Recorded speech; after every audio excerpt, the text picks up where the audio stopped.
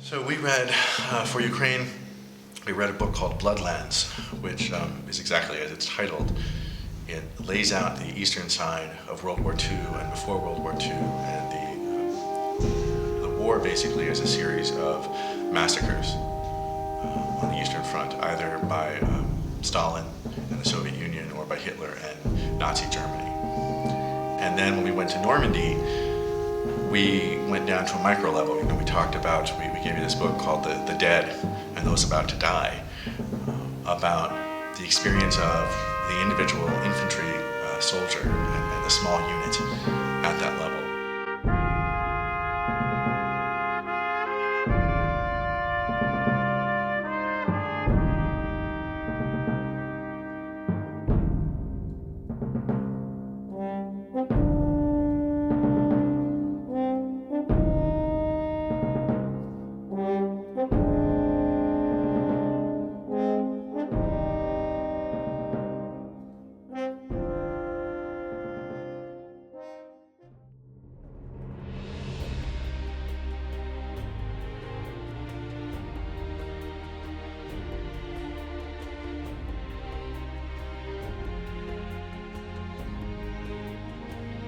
I think going to the Holodomor Museum was where everything actually started to hit me, because we had read the book, but at a certain point words don't really do it justice.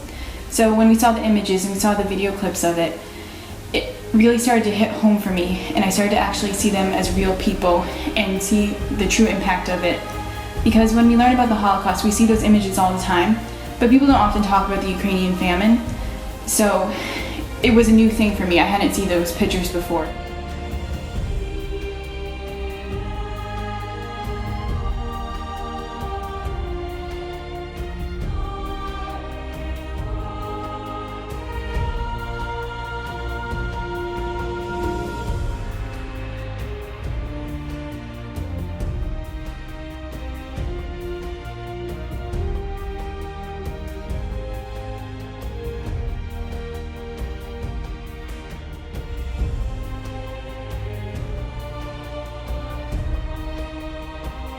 It was a very powerful moment.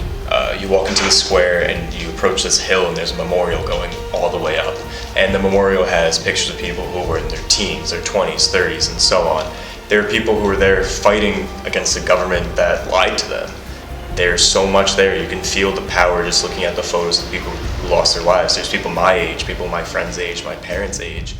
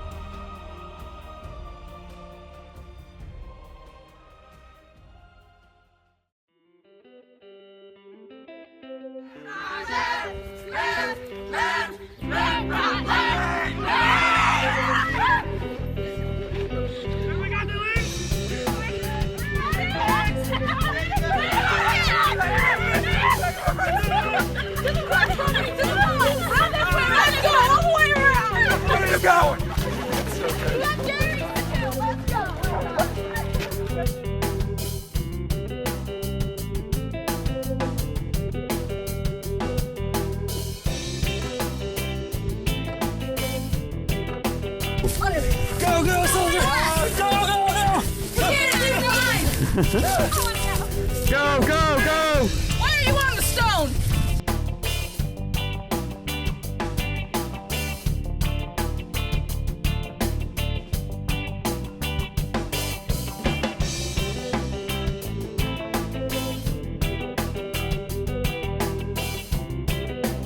On Omaha Beach, especially after reading the very graphic chapters, you get a sense, and it's this conflicting sense because the book was so horrific and the landscape was so beautiful.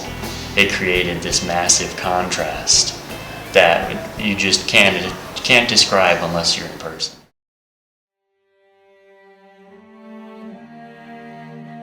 Ask a student to learn something, they might learn something. If you ask a student to do something, they're going to learn if the doing is structured correctly, learning naturally occurs in those kinds of environments. So what I thought happened on the beach, whether it was looking for things on the beach or whether it was the organized storming of the beach, whatever was going on there, I think these were great examples of active learning, experiential learning, which characterized the course, I think, brilliantly.